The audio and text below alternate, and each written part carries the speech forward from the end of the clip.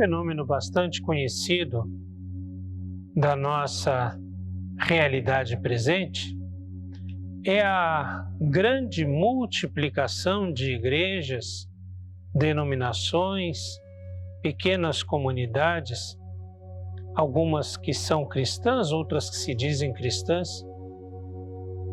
Por aí, hoje vê-se igrejas dos mais variados nomes, das mais variadas denominações, das mais variadas identidades, por todos os lugares.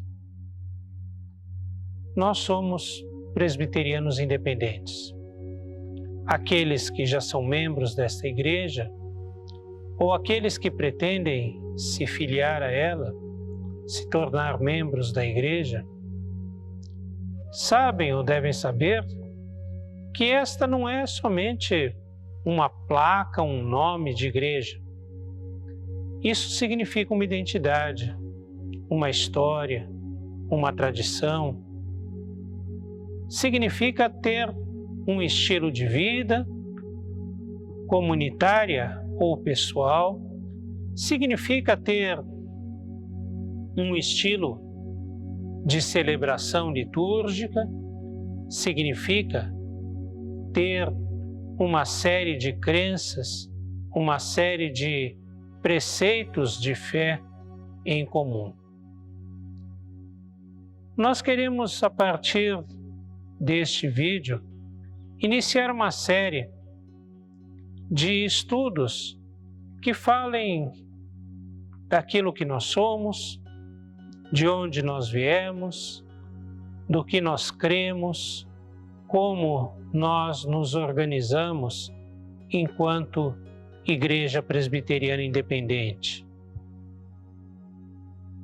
Pensamos que isso deve servir para aqueles que frequentam a nossa comunidade, mas ainda não são membros e querem ou precisam saber exatamente o que é essa realidade, o que é essa instituição, o que é essa igreja a qual pretende participar. Mas não somente para eles, nós queremos também que esses vídeos, que esses estudos sejam úteis para aqueles que já são membros da igreja, mesmo aqueles que são membros há muitos anos. Às vezes é preciso lembrar, às vezes é preciso retomar algumas questões que são muito importantes para nós e reafirmar algumas situações, algumas questões que são, de fato, aquilo que forma a nossa identidade. Nesta série, nesses estudos, eu quero deixar registrado que sou muito devedor a um material publicado pela Igreja Presbiteriana Independente do Brasil há muitos anos, chamado A Coragem de Crer. Sigo muito de perto as lições, as orientações daquela revista, principalmente nas suas primeiras edições. Mas espero que ao retomar essas lições, esses estudos, nós possamos reafirmar, nós possamos repensar a nossa fé, a nossa identidade, a nossa vida enquanto cristãos e enquanto presbiterianos independentes. Respondeu-lhes: não vos compete conhecer tempos ou épocas que o Pai reservou pela sua exclusiva autoridade, mas recebereis poder ao descer sobre vós o Espírito Santo, e sereis minhas testemunhas, tanto em Jerusalém como em toda a Judéia e Samaria e até os confins da terra.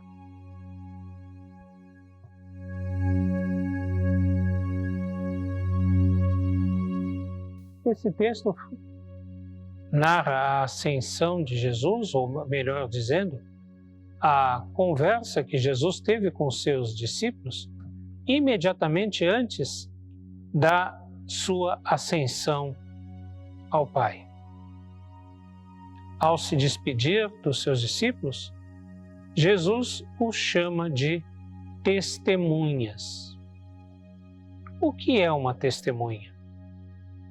Testemunha, pela definição que todos nós conhecemos, é alguém que presencia um fato, que experimenta uma situação, uma realidade, e é capaz então de falar, de relatar aquilo que experimentou, aquilo que presenciou, aquilo que viu, aquilo que sentiu, aquilo que pôde perceber. Ser testemunha de Jesus significa ter uma relação com Ele, experimentar da sua companhia e poder expressar de alguma forma este relacionamento com Jesus. É muito importante esta palavra, muito importante essa definição, porque Jesus diz que a sua igreja, que os seus discípulos seriam suas testemunhas. Não só aqueles que estavam ali com ele, que puderam acompanhá-lo no seu ministério, que presenciaram os seus sermões, os seus milagres, a sua vida, mas que todos aqueles que compõem a sua igreja são suas testemunhas. Significa dizer que para ser cristão é preciso experimentar a presença de Jesus em sua vida. É preciso ter uma experiência, um encontro, um relacionamento com Deus. Não se filia a uma igreja para conhecer a Deus, mas se filia a uma igreja porque se experimentou e porque se conhece a Deus. O filiar-se a uma igreja é consequência da experiência e não a causa. É verdade, e cremos nisso, que nas nossas reuniões, nas nossas celebrações litúrgicas, nos nossos estudos bíblicos, nós podemos experimentar a presença de Deus conosco, recebendo o nosso louvor, recebendo as nossas orações, nos instruindo a respeito da sua palavra, nos incentivando na perseverança da fé. Mas isto tudo já é consequência de uma experiência anterior. Então, ser cristão, participar de uma igreja, é ser uma testemunha de Jesus, ser alguém que tem uma experiência com Ele e é capaz ou quer partilhar dessa experiência com tantas e tantas outras pessoas que têm experiências semelhantes, parecidas com Ele.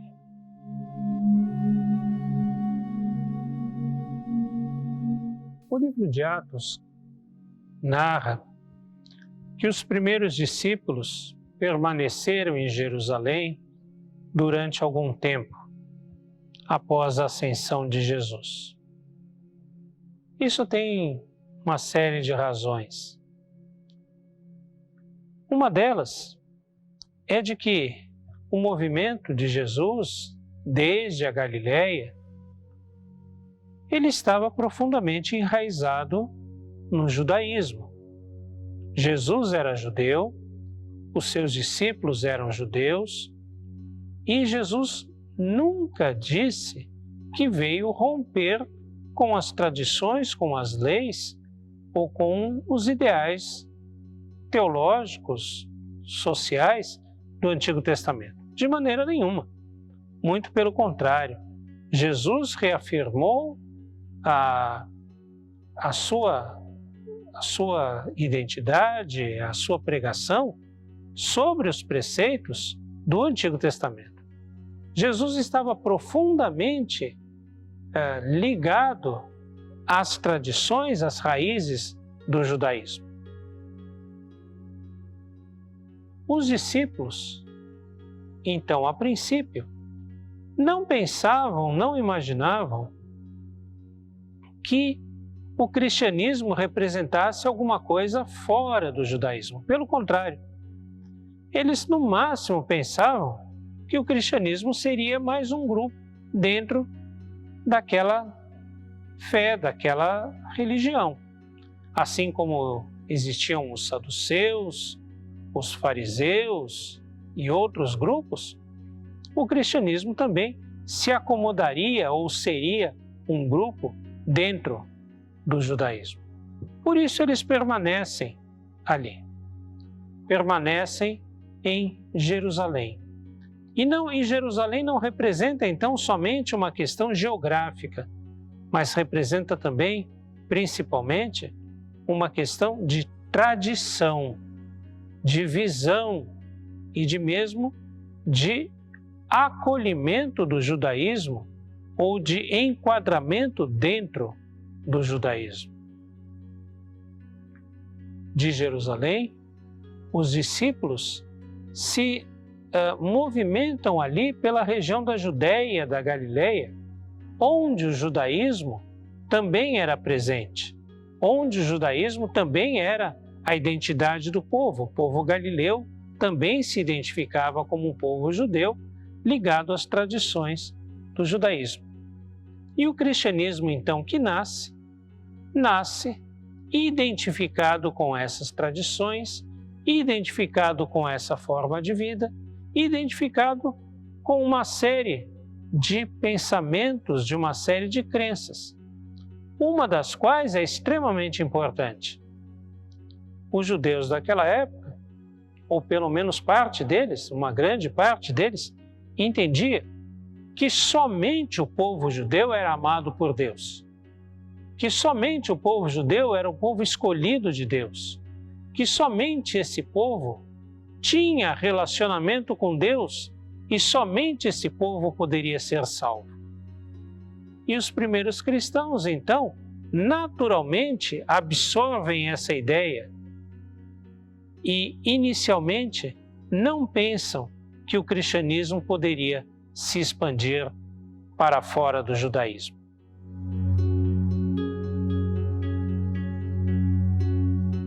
O cristianismo nascente emergia então com a ideia de que somente os judeus poderiam receber a Cristo, que somente os judeus poderiam se tornar cristãos, que somente os judeus eram alvo do amor de Deus.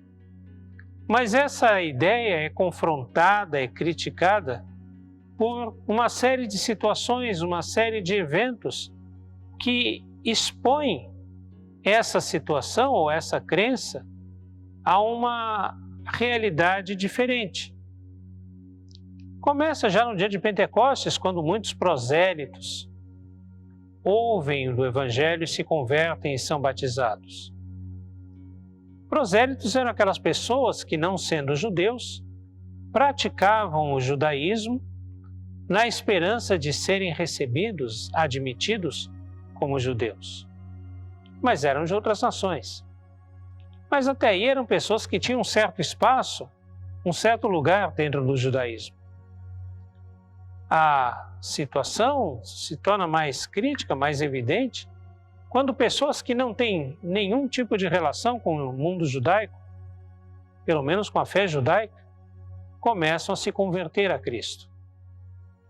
É o caso do etíope, a quem Filipe prega o Evangelho, ou principalmente o caso que se torna emblemático é quando Pedro é levado pelo Espírito Santo a pregar a um militar chamado Cornélio, um homem conhecido pela sua piedade, pelo seu temor a Deus, mas que quer ouvir falar de Jesus e, quando ouve, se converte e quer ser batizado.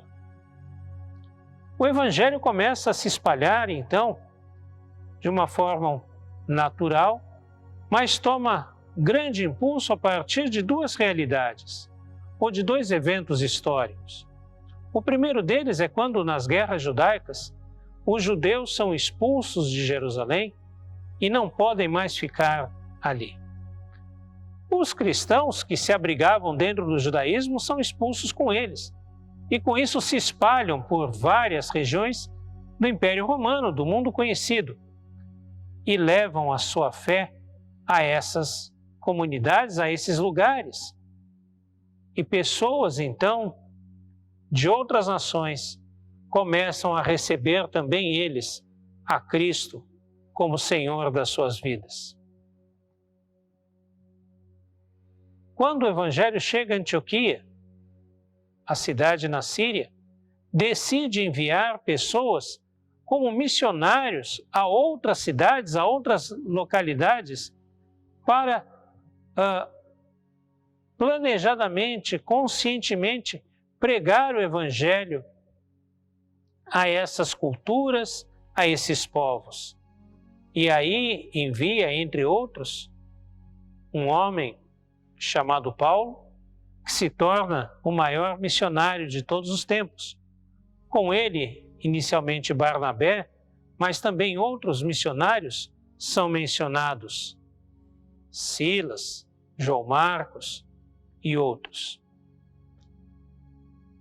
Paulo começa a pregar o Evangelho aos gentios, aqueles que não eram judeus, propositalmente, intencionalmente. É bem verdade que onde ele ia, ele pregava primeiro aos judeus, mas ele não deixava de pregar aos que não fossem judeus. E eles começam a se converter e querem ser batizados e querem ser cristãos. E aí se instaura uma crise na igreja, porque muitas pessoas ainda tinham aquela visão antiga, tradicional, que somente judeus poderiam receber a Cristo, somente judeus poderiam ser cristãos. A igreja chama Paulo, a liderança da igreja convoca Paulo, convoca um grande concílio em Jerusalém para discutir esse assunto. Os gentios poderiam ou não poderiam receber o Evangelho? Os gentios poderiam ser ou não ser membros da Igreja de Cristo? E com a sabedoria vinda do Espírito Santo, com diálogo, com paz, com respeito, a igreja, então, é orientada a receber todas as pessoas de toda língua, de toda tribo, de toda nação, que se dobrasse os joelhos ao nome do Senhor Jesus. E a igreja, com responsabilidade, com diálogo, com respeito, enfrenta a sua primeira grande crise, e uma crise que abre as portas da igreja para que ela se expandisse por todo o mundo conhecido, por todo o Império Romano na sua época.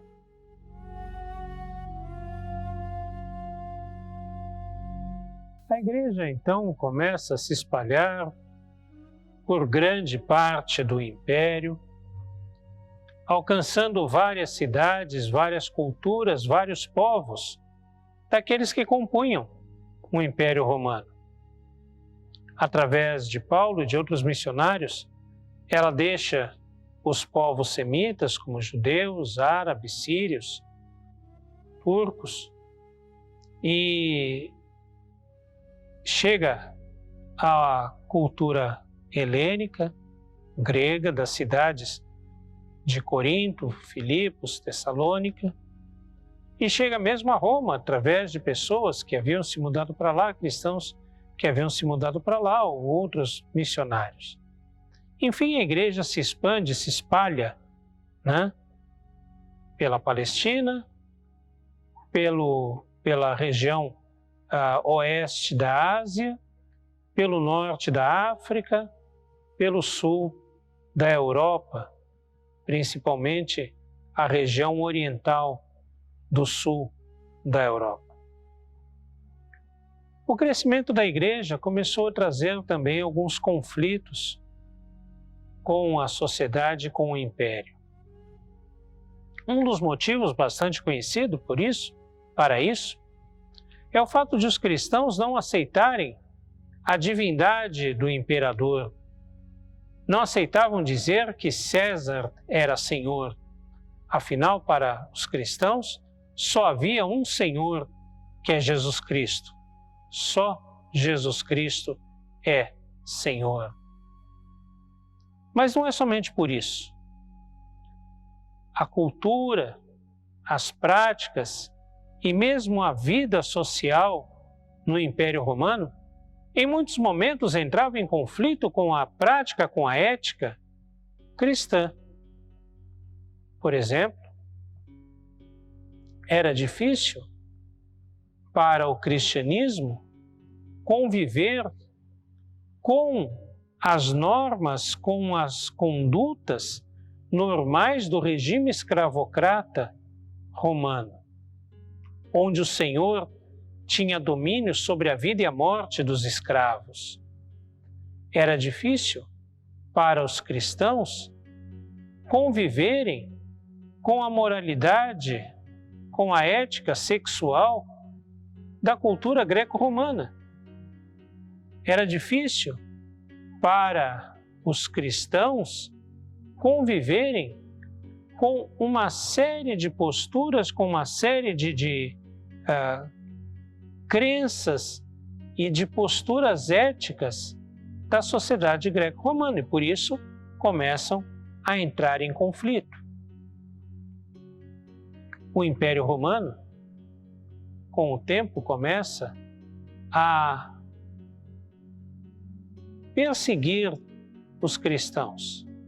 Inicialmente, não muito intensamente, apenas algumas adversidades, apenas algumas intrigas que acontecem.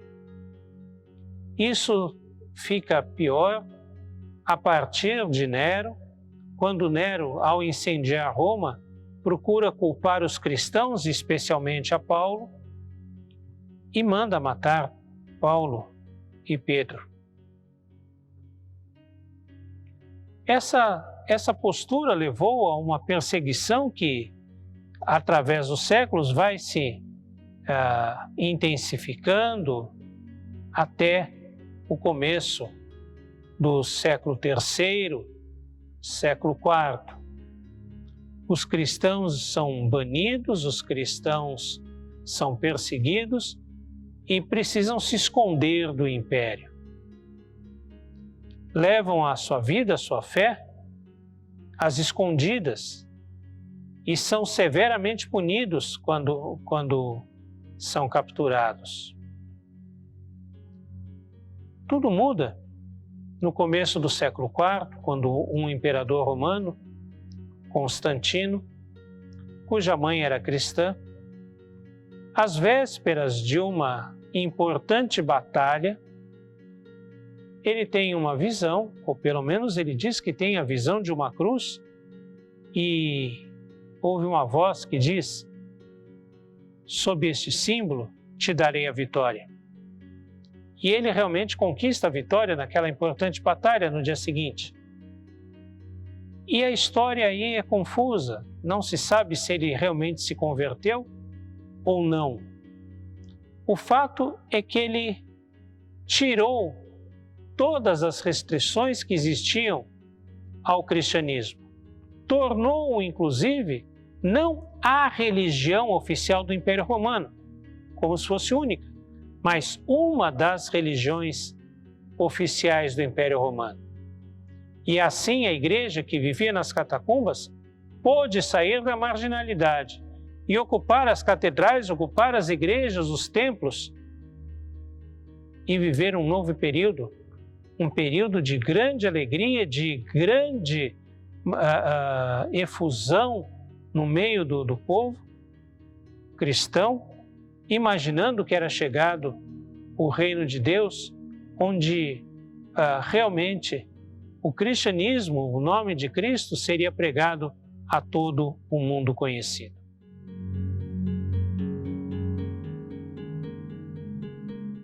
A Igreja Presbiteriana Independente do Brasil foi organizada em 1903 na cidade de São Paulo, no Brasil. Mas não podemos dizer que a sua história inicia em 1903, pois ela é herdeira de uma tradição muito mais rica, muito mais ampla, muito mais antiga. Uma tradição que remonta lá ao começo do primeiro século, lá na Galileia, com o movimento de Jesus de Nazaré e dos seus discípulos. Da Galileia, aquela igreja, aquela pequena comunidade que se formou em torno de Jesus,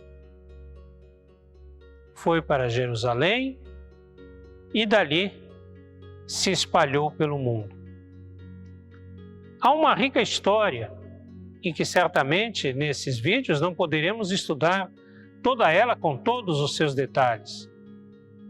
Queremos dar, neste momento, apenas um apanhado geral, uma visão geral dessa história, pontuando alguns momentos extremamente importantes, pois foram momentos que marcaram a história, marcaram a identidade e trouxeram sentidos significativos, sentidos importantes para os sermos cristãos hoje, no século XXI. Nós queremos olhar para a igreja, mas entender que essa igreja tem uma história muito longa, muito rica, e que através dessa história foram construídas ideias, foram construídas identidades, foram construídas instituições. Além da Igreja Presbiteriana Independente do Brasil, muitas outras igrejas cristãs se formaram. E a Igreja Presbiteriana Independente não se coloca como a única verdadeira, pois a igreja verdadeira é a igreja invisível, não é a igreja instituição. Mas se coloca como uma igreja irmã que tem a sua identidade, que defende a sua história, que traz uma tradição que permite dialogar, inclusive, com as outras igrejas. Mas para dialogar com outras tradições, é preciso ter consciência do que somos, é preciso ter consciência da sua própria tradição.